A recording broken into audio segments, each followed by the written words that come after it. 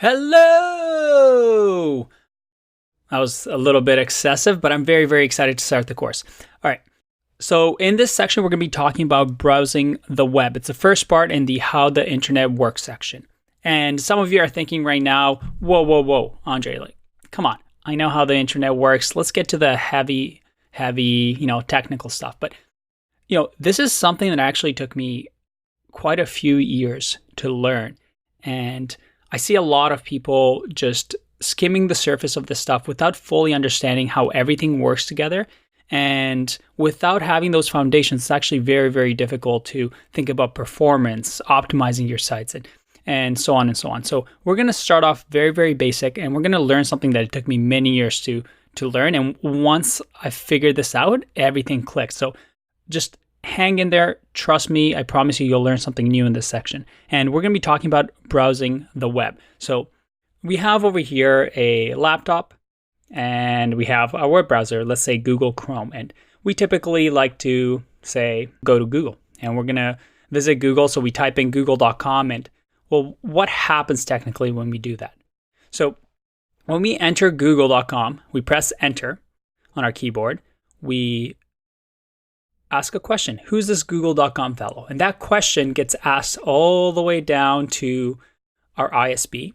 So ISP is Internet Service Provider, and I put a $ up here, just so you know, those are the people that you pay so you can have internet. So if you're in the States, that's Cogeco, Verizon. If you're in Canada, that would be Bell or Rogers, or depending on your country, you have your big companies that make a lot of money from internet usage. So they get that request and they send that off to something called the DNS server, so domain name servers, and we'll get into that later on in the course.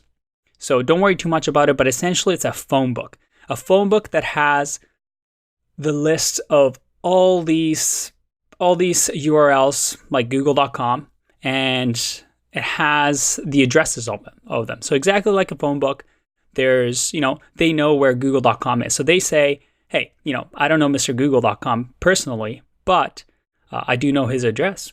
So you should go check him out. So they send off that request back through the ISP, and the website or the web browser, Google Chrome in this case, gets 172.217.723. All right, cool, but nothing's showing up yet. There's no google.com. I can't do any searches yet.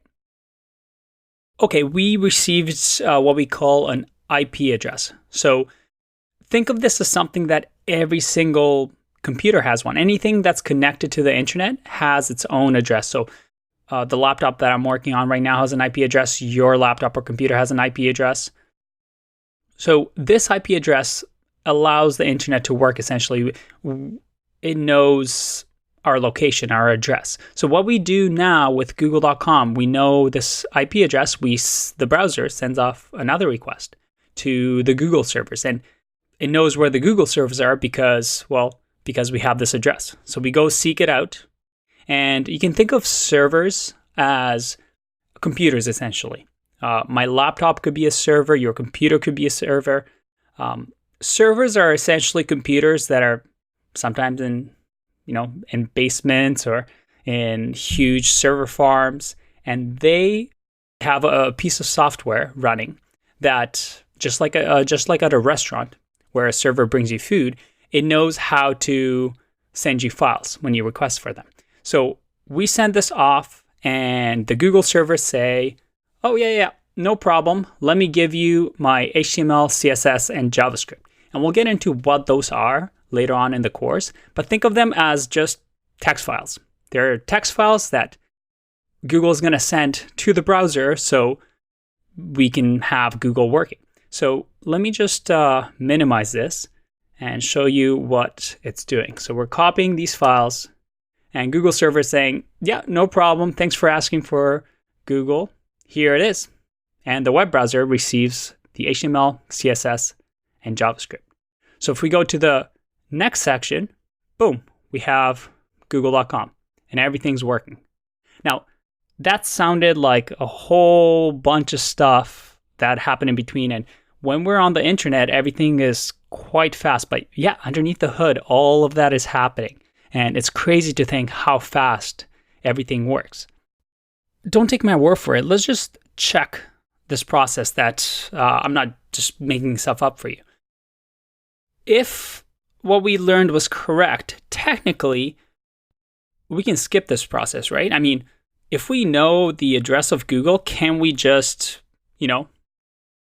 just go into this directly and just, instead of putting in google.com, just put in this in our search bar and it automatically goes to the Google servers? Well, let's try it out. Let's open up Google here. And, ooh, what a pretty picture. All right, so we go to google.com. Nothing crazy here. And that's great. But what if instead of that, I put in the IP address? So 172, there's no way I could remember this address. So I've done this before. And I press enter. Look at that, google.com. So as you can see, I'm not lying. It's what's happening. The IP address gets sent to the Google servers. Google servers send us a few files so that we can finally load google.com.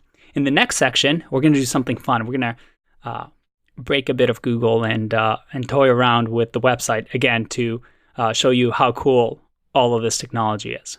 See you in the next one. Bye-bye.